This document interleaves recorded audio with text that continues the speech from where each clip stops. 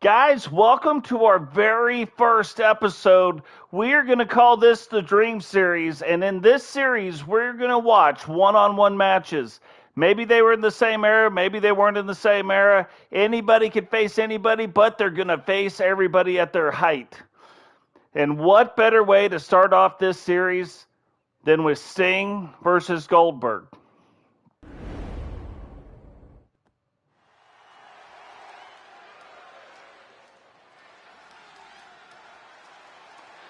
Now, Sting and Goldberg did face off a couple times. They weren't the best matches because at the time, it wasn't where they were both involved in the heights of their storylines. Is scheduled for one fall, making his way to the ring from every man's nightmare. Weighing in at 246 pounds, the World Heavyweight Champion, the Icon. The Icon, he was also known as the Franchise. And one of the greatest stories about Sting was Scott Hall actually came up with the moniker and everything for Sting when the NWO started. They pitched the idea to Steve Borden, which is Sting's real name.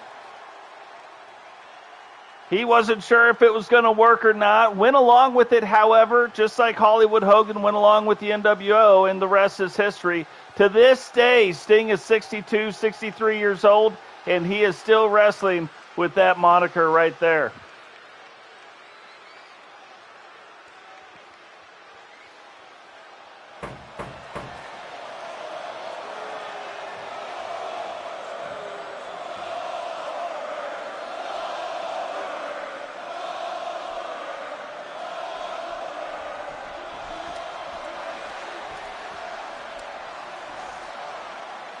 Another iconic entrance.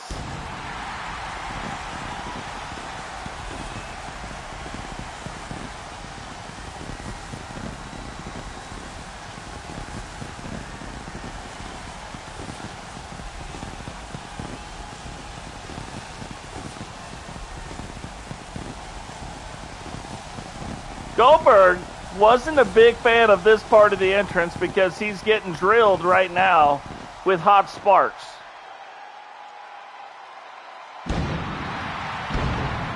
But it does look awesome. From Atlanta, Georgia, weighing in at 270 pounds, the WWE Universal Champion, Goldberg!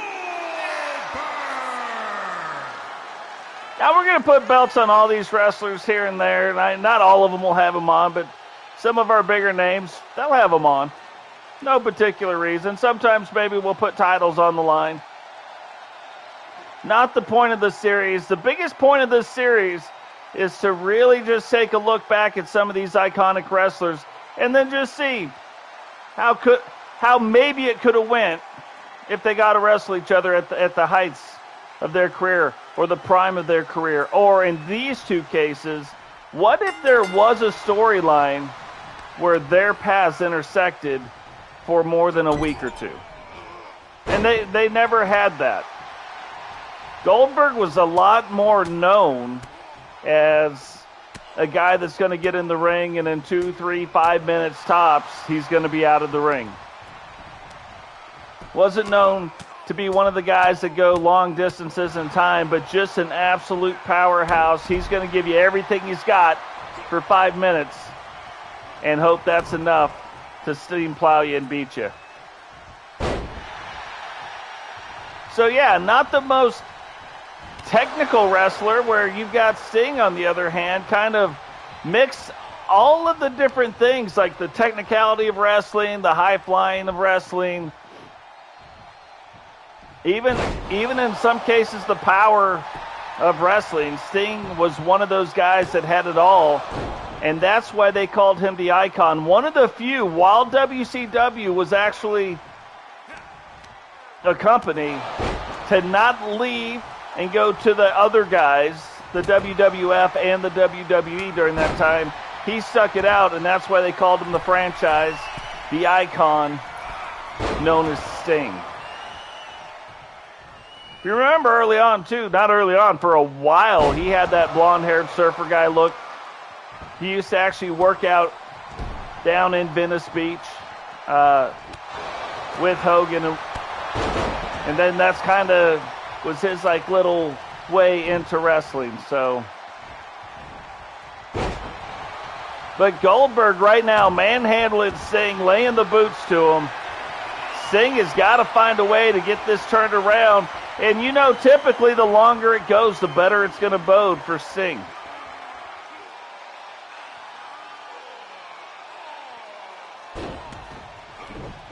Singh now works his way out of it, trying to get this thing turned back around.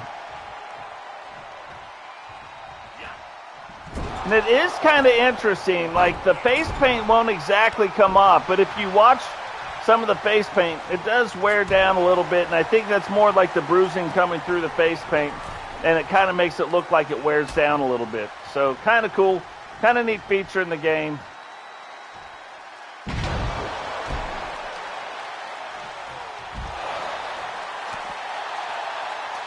Now outside the ring, not where Singh wants to be in the current position he's at, but if he can get control of this match again, this could really quickly become an equalizer in this match.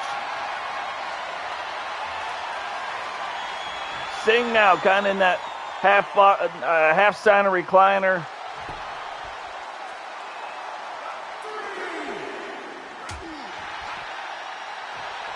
And I thought Singh would actually be using a little bit more of his speed to take advantage of Goldberg. Goldberg, not the fastest guy. Powerful, yes, but not the fastest.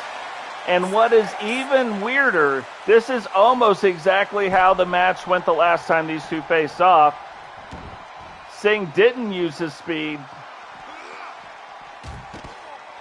And Goldberg kind of got the best of him for the most part, and then Singh out of nowhere right at the end comes through to win the match. So is that going to happen now? Don't know. Goldberg got back in the ring and out to reset the count. Thank you, Goldberg. We don't want to see any of these matches end on a count out. Just don't want to do it. Now, we're going to try to bring you one or two of these matches every single week on top of the one or two streams we do for our normal wrestling shows.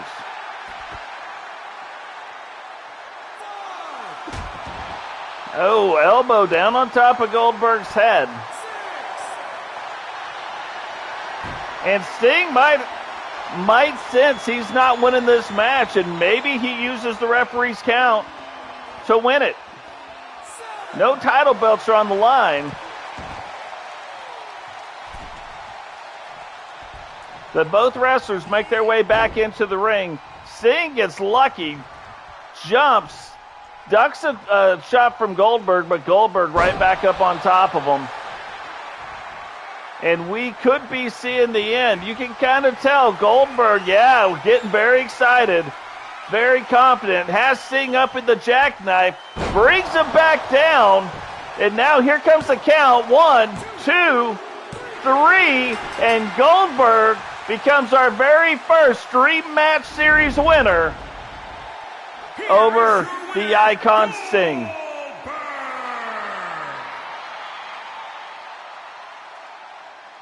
And really, when you're looking at the simulation of the match, that would be how it would have to go. Pretty quick match. It would have to be that way. And Goldberg coming out on top. Again, and if these two were to wrestle, just by premise, the longer it goes, the more of advantage Goldberg's opponents would have against them. But guys, thank you for joining us. Remember, drop likes on the video, subscribe if you're new, turn on the bell notification so you don't miss any time we go live, and we will catch you in the next episode. Peace.